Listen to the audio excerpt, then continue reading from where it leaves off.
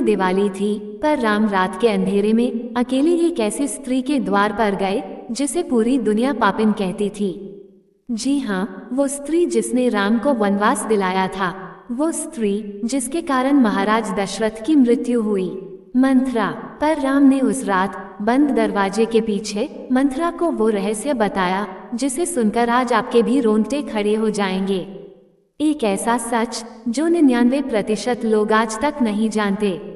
आखिर राम उस कुबड़ी दासी के पास क्यों गए, और मंथरा के पूर्व जन्म का वो कौन सा सत्य था जिसने रामायण की पूरी कहानी ही बदल कर रख दी। राम के वनवास को कई वर्ष बीत चुके थे, रावण का वध हो चुका था और प्रभु श्री राम अपनी माता सीता और अनुज लक्ष्मण के साथ अयोध्या लौट आए थे। पूरी नगरी दीपों से जगमगा रही थी, हर गली में उत्सव था और हर घर में मंगल गीत गूंज रहे थे। लेकिन एक स्थान ऐसा था जहां न दीप था न उत्सव। वह स्थान था मंथरा की कोठरी। मंथरा उस रात अपनी कोठरी के एक कोने में सिकुड़ी बैठी थी। उसके चारों ओर अंधेरा था और उसके मन में उससे भी गहरा अंधेरा। अयोध्या की हर स्त्री, हर पुरुष राम के स्वागत में निकल आया था, लेकिन मंथरा वो किस मुंह से बाहर जाती? वही मंथरा जिसने महारानी कैकेयी को भड़काया था, जिसने राम को 14 वर्ष का वनवास दिलवाया था, जिसकी एक जीभ ने एक पूरे परिवार को तोड़कर रख दिया था। अयोध्या की गलियों में उसका नाम अब एक गाली बन चुका था। बाहर से आती जय श्री राम की गगनभेदी आवाजें उसके सीने में एक तीर की तरह घुस रही थीं। उसकी आंखों से पश्चाताप और दर्द के आंसू लगातार बह रहे थे। वह सोच रही थी कि क्या उसका पूरा जीवन सिर्फ इसी एक पाप के लिए था? क्या वह सिर्फ एक खलनायिका बनने के लिए जन्मी थी? लेकिन इसके बाद जो हुआ उसकी कल्पना मंथरा ने अपने सबसे भयानक सपने में भी नहीं की थी। उस अंधेरी और खामोश कोठरी के द्वार पर अचानक एक धीमी दस्तक हुई, बिल्कुल शांत और बिना किसी जल्दबाजी के, जैसे कोई आग्रह नहीं कर रहा हो, बस बता रहा हो कि कोई है। मंथरा ने कांपते हाथों से दिया जलाया और द्वार खोला। सामने का दृश्य देखकर उसके प्राण ही सूख गए। वहां सामने खड़े थे स्वयं मर्यादा पुरुषोत्तम प्रभु श्री राम। वे बिल्कुल अकेले आए थे, ना कोई सेवक ना कोई अंगरक्षक, बस एक साधारण वस्त्र में, होठों पर शांत मुस्कान लिए, मानो किसी पुराने मित्र से मिलने आए हों। मंथरा के पैर वहीं जम गए और उसका पूरा शरीर थर थर कांपने लगा। वह झट से उनके चरणों में गिरने लगी, लेकिन राम ने आगे बढ़कर उसे थाम लिया। यहीं से कहानी ने ऐसा मोड़ लिया जिसने मंथरा के जीवन का सारा बोझ एक ही पल में मिटा दिया। राम के स्पर्श में ऐसी ऊष्मा और करुणा थी कि मंथरा फूट फूट कर रोने लगी। राम ने कुछ नहीं कहा, बस उसे रोने दिया, जैसे वे जानते थे कि इस रोने की बहुत जरूरत थी, बहुत पुरानी और बहुत गहरी जरूरत। जब मंथरा का रोना कुछ थमा तो राम धीरे से उसके सामने आसन पर बैठ गए। मंथरा ने कांपते होठों से कहा, प्रभु, मैंने जो किया उसका कोई प्रायश्चित नहीं है। मेरी वजह से आपको वनवास मिला। माता कौशल्या रोई, भरत टूट गए और पूरी अयोध्या को भारी कष्ट भोगना पड़ा। मैं घोर पापिन हूँ प्रभु, मुझे कोई क्षमा नहीं मांगनी, क्योंकि मेरा पाप इतना बड़ा है कि क्षमा मांगना भी अपराध लगता है। राम ने जो अगला वचन कहा वह सदियों से काल के पन्नों में छिपा हुआ था। राम ने उसकी बात सुनी और फिर वे मुस्कुराए, वह मुस्कान जो संसार की सारी पीड़ा को एक पल में हल्का कर दे। उन्होंने कहा, मंथरा, तुमने जो किया वह तुम्हारे अहंकार ने नहीं किया, तुम्हारी जीभ ने नहीं किया। वह काम किसी और शक्ति ने करवाया था, एक ऐसी शक्ति जिसे तुम नहीं जानती, जिसे ये अयोध्या नहीं जानती और जिसे ये संसार भी नहीं जानता। लेकिन मैं जानता हूँ। मंथरा ने चौंक कर अपना सिर उठाया, उसकी आंखें फटी रह गईं। लेकिन असली सत्य अभी बाकी था, क्योंकि राम ने अब जो बताया वह सीधे पूर्व जन्म से जुड़ा था। राम ने आगे कहा, क्या तुम जानना चाहोगी कि तुम वास्तव में कौन हो? इस जन्म से पहले तुम कौन थी और तुम्हें इस जीवन में ये कलंकित भूमिका क्यों मिली? ये सुनते ही मंथरा के रोंगटे खड़े हो गए। उसने कभी सपने में भी नहीं सोचा था कि उसके पूर्व जन्म का भी कोई इतना बड़ा सच हो सकता है।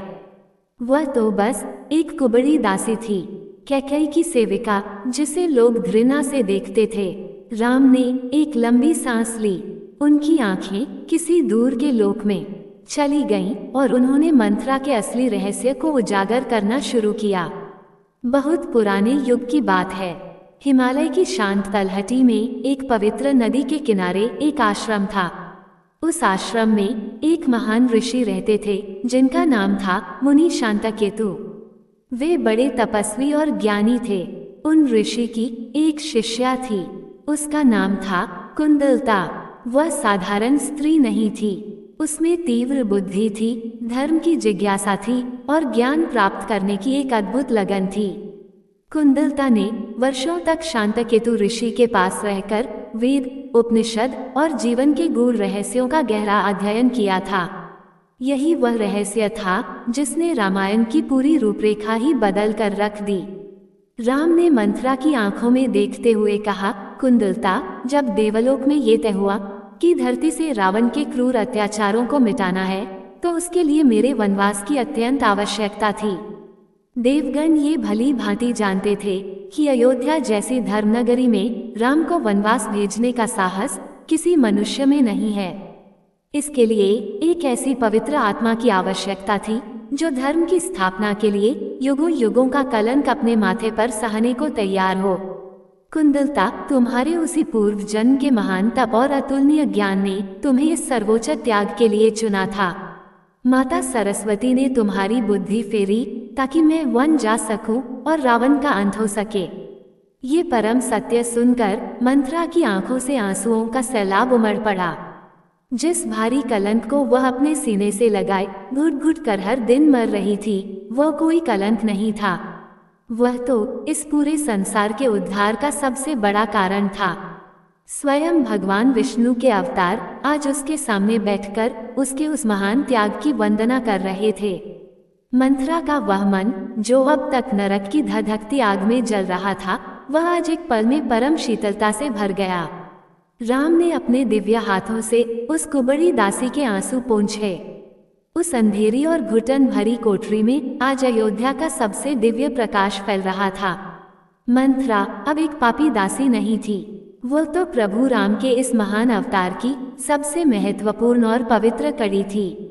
इस अत्यंत रहस्यमयी और दिव्य प्रसंग से हमें ये परम सत्य सीखने को मिलता है कि ईश्वर की योजना हम इंसानों की छोटी समझ से बहुत परे होती है।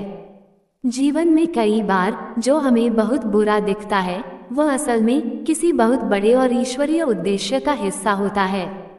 हमें कभी भी किसी भी इंसान को उसके वर्तमान रूप या उसके एक कर्म से पूरी तरह आंकना नहीं चाहिए। ये संसार उस परम पिता परमात्मा का एक विशाल नाटक है और हर आत्मा उस नाटक का एक पात्र मात्र है। अगर आपके जीवन में भी कोई बहुत भारी दुख है या आपको लगता है कि आपके साथ सब कुछ गलत ही हो रहा है, तो हमेशा याद रखिए कि शायद ईश्वर आपको किसी बहुत बड़े उद्देश्य के लिए तैयार कर रहा है। अपने मन का सारा बोझ त्याग दें और खुद को पूरी तरह से उस ईश्वर को सौंप दें। राम और मंथरा का यह मिलन केवल दो लोगों का साधारण मिलन नहीं था। ये क्षमा, करुणा और परम त्याग का संसार का सबसे बड़ा उदाहरण था। जब प्रभु श्री राम उस कोठरी से बाहर निकले तो मंथरा के चेहरे पर अब कोई अपराध बोध नहीं था। वहां थी तो केवल राम के प्रति असीम और निस्वार्थ भक्ति और एक ऐसी गहरी शांति जिसे कोई छीन नहीं सकता। क्योंकि आज एक पापी को भगवान ने नहीं बख्शा था, बल्कि भगवान ने अपने एक महान भक्त को हमेशा के लिए अपना लिया था।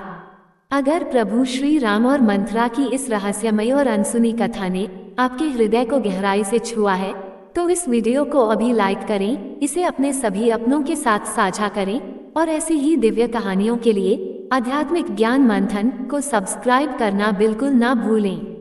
जय श्री राम।